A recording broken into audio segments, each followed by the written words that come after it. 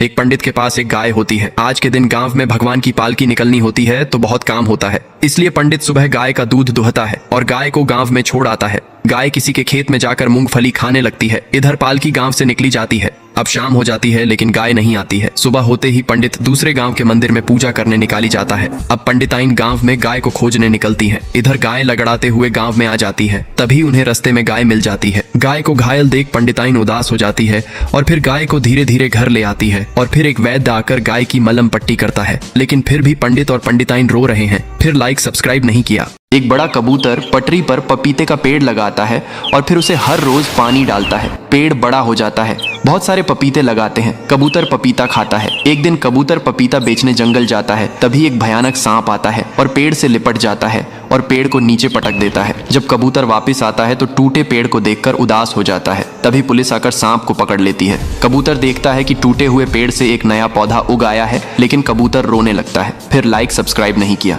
किसान खेत जोत रहा होता है। तभी आसमान से अचानक से बिजली गिरती है और किसान के दोनों बैल मर जाते हैं। बेचारा किसान फूट फूट कर रोने लगता है। ये सब एक कबूतर देख लेता है और फिर कबूतर शहर जाता है और एक ट्रैक्टर की एजेंसी पर पहुंचता है और एक ट्रैक्टर खरीद लेता है। फिर ट्रैक्टर लेकर किसान के पास आता है और ट्रैक्टर किसान को दे देता है, लेकिन किसान फिर भी रो रहा है। फिर लाइक सब्सक्राइब नहीं किया। सुवर्णी खेत में बहुत सारे पपीते लगाती है और फिर उन्हें बहुत सारा पानी देती है। कुछ दिनों में पपीते पक जाते हैं और सुवर्णी उन्हें टोकरी में भर के बाजार में बेचने जाती है। सारे पपीते फटाक से बिक जाते थे और सुवर्णी काफी पैसा कमाती है। लेकिन एक दिन बहुत सारे भेड़िया पपीते के खेत में घुस आते हैं और सारे पेड़ों को तबाह कर देते हैं। सुवर्णी भेड़ियों के डर से झोपड़ी में छिपकर ये सब देख रही थी और रो रही थी। फिर लाइक सब्सक्राइब नहीं किया। किसान के पास एक हाथी होता है और यहाँ अमीर लड़की के पास एक टाइगर होता है। अमीर लड़की का टाइगर शहर से सोने की ईंटें लाता है, वही हाथी पास से ही सीमेंट की ईंटें लाता है। अमीर लड़की सोने की ईंटों से शानदार घर बनाती है,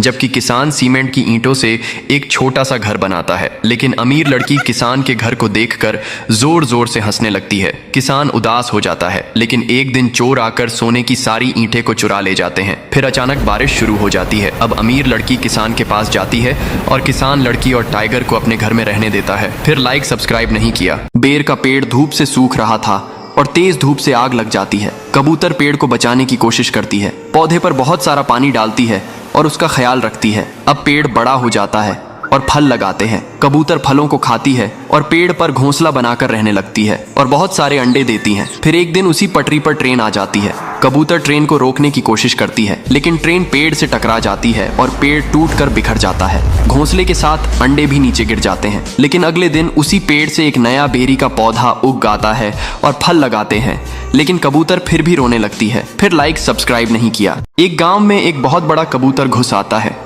एक आदमी कबूतर को रस्सी से पकड़ लेता है और फिर उसे पिंजरे में बंद कर देता है। कबूतर भूख के मारे रोने लगता है।